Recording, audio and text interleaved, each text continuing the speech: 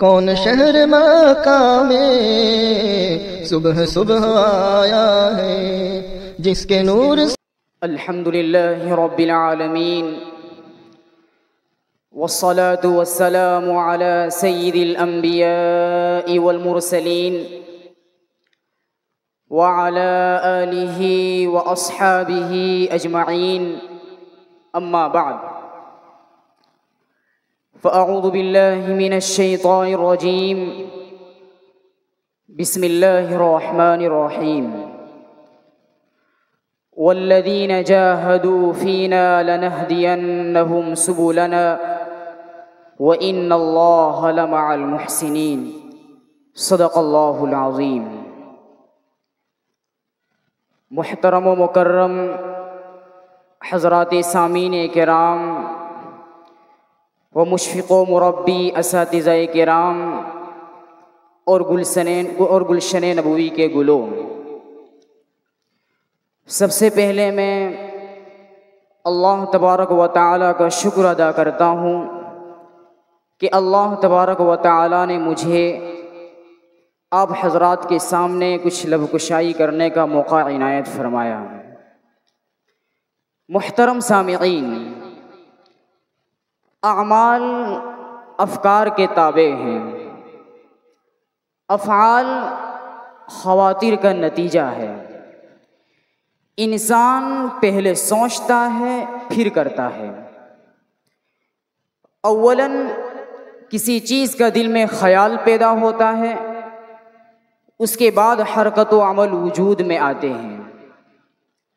غالباً آپ نے دانشمندوں کا مقولہ سنا ہوگا، حقائق الیوم احلام الامسی، کہ آج جو چیزیں حقیقت بن کر ہمارے سامنے موجود ہیں، کل صرف ان کا خواب دیکھا گیا تھا، کل یہ چیزیں صرف تصور اور خیال کی صورت میں ہمارے ذہنوں میں موجود تھی، اور آج حقیقت اور مشاہدہ بن کر ہمارے سامنے موجود ہے۔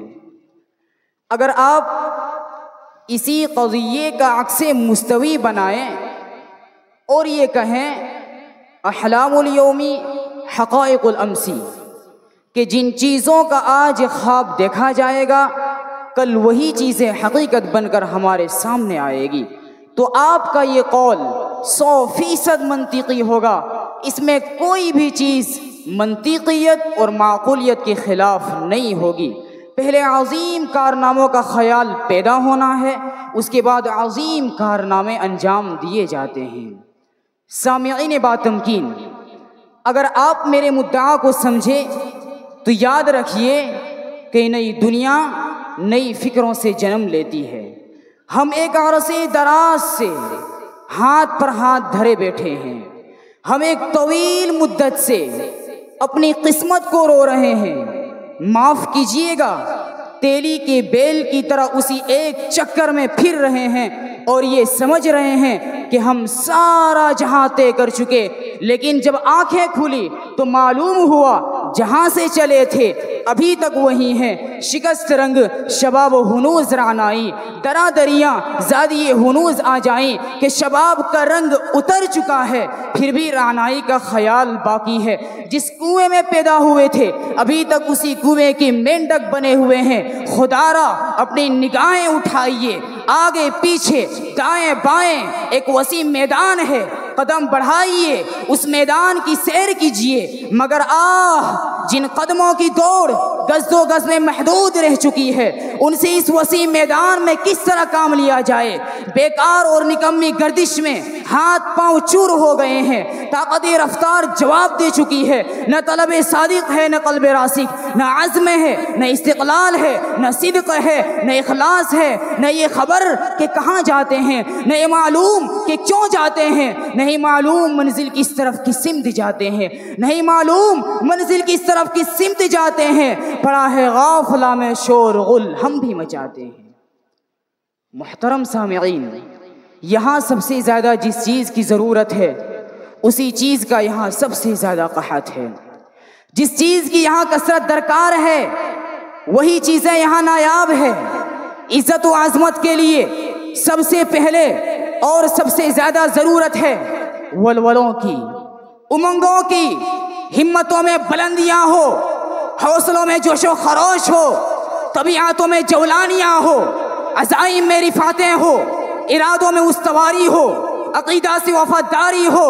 اے کاش ہمارے حوصلوں میں بالیدگی پیدا ہو، زہ نصیب کہ ہماری ہمتوں کی دریا میں موجیں اٹھے۔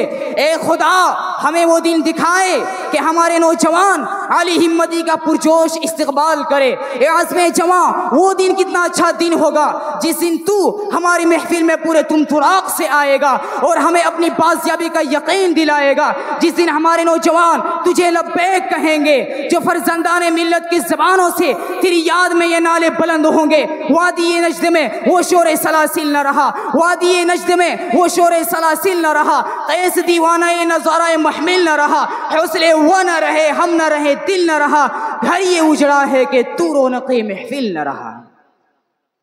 مکرمی سامعین، عالی ہمتی اور بلند حوصلگی تعلیم سے کتاب و سنت، قرآن و حدیث کا پورا ذخیرہ بھرا پڑا ہے۔ قرآن کریم اپنے قاری کو ہر سطر میں اس پر ابھارتا ہے کہ تمہاری سطح بلند ہونا چاہیے، تمہاری اڑان اونچی ہونی چاہیے۔ امت کو بحیثیت امت احساس برتری عطا کیا گیا، امت مسلمہ کو عزت کا شعور بخشا گیا۔ کیا آپ کو یاد نہیں ہے کنتم خیر امت فرما کر آپ کو سب سے بہترین قوم قرار دیا گیا؟